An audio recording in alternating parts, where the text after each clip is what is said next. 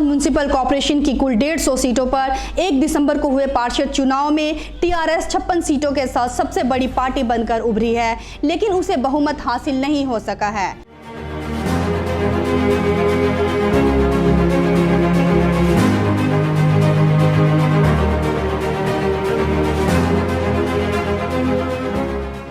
लंबी छलांग लगाते हुए बीजेपी दूसरे नंबर की पार्टी बन गई है, जबकि हैदराबाद के सांसद असदुद्दीन ओवैसी की पार्टी एआईएमआईएम बिना किसी सीट का नुकसान उठाए 44 सीटें जीतने में कामयाब रही है।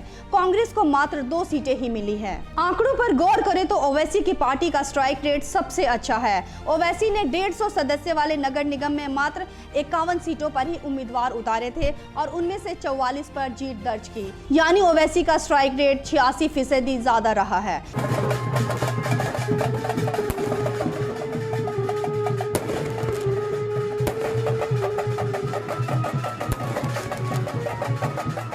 हमारा 44 जीतना आपके लिए ताज्जुब की बात नहीं है। आपने तो बस कि भाई जितना था उतना आपने अरे भाई इनका कितना हुआ? 150 लड़े ये लोग और 36% सक्सेस रेट इनका, स्ट्राइक रेट। हमारा 86% है। ये आपको देखना चाहिए कि अगर हम लड़ लेते 70-80 तो भाई साहब फिर तो सबकी टाई टाई कर दिए थे हम।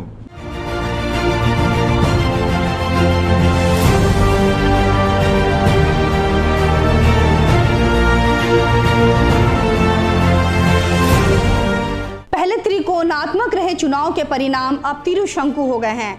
ऐसे में सवाल उठ रहे हैं कि ग्रेटर हैदराबाद का मेयर अब किस पार्टी का होगा। जिंदगी के सफर में हमको आपकी जरूरत पड़ती है, सबकी जरूरत पड़ती है, मगर जहां तक मेयर और डिप्टी मेयर इलेक्शन का सवाल है, जब तक state election commission 150 municipal wards का ऑफिशियली रिजल्ट डिक्लेयर नहीं करता है, क्योंकि निरडमेट एक म्युनिसिपल वार्ड का नतीजा आने वाला है, रुका हुआ है कोर्ट के कुछ फैसले की वजह से, और उसके बाद ही ये प्रोसेस शुरू होगा मेयर और डिप्टी मेयर का। अभी हमारी पार्टी में इस सिलसिले में अभी कोई बातचीत नहीं हुई है।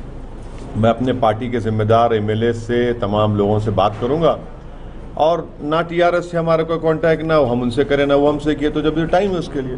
2016 के जीएचएमसी चुनाव में टीआरएस ने 99 सीटें जीती थी और मेयर का पद पर कब्जा जमाया था। तब बीजेपी को सिर्फ 4 सीटें और असदुद्दीन ओवैसी की पार्टी एआईएमआईएम को 44 सीटें मिली थी। बीजेपी ने धुआंधार प्रचार और हिंदू कार्ड खेलते हुए हैदराबाद में जबरदस्त जीत दर्ज की है और अपनी ताकत 12 गुना बढ़ाई है।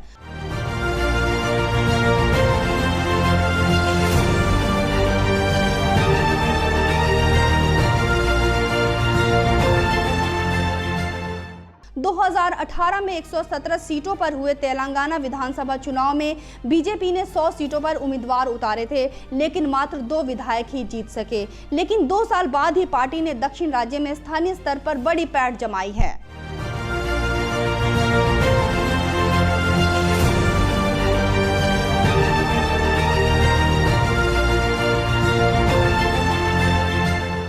चूंकि बीजेपी ने टीआरएस को जबरदस्त नुकसान पहुंचाया है और 2023 के असेंबली इलेक्शन में भी उससे खतरा है, ऐसे में संभव है कि टीआरएस मेयर पद के चुनाव में बीजेपी का साथ न ले।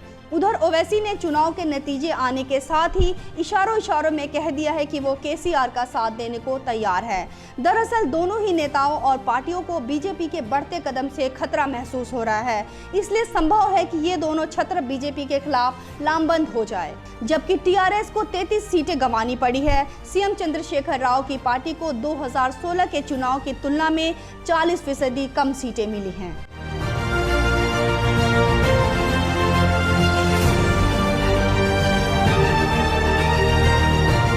2023 के चुनाव में बीजेपी टीआरएस के लिए बड़ी चुनौती बनकर उभरी है।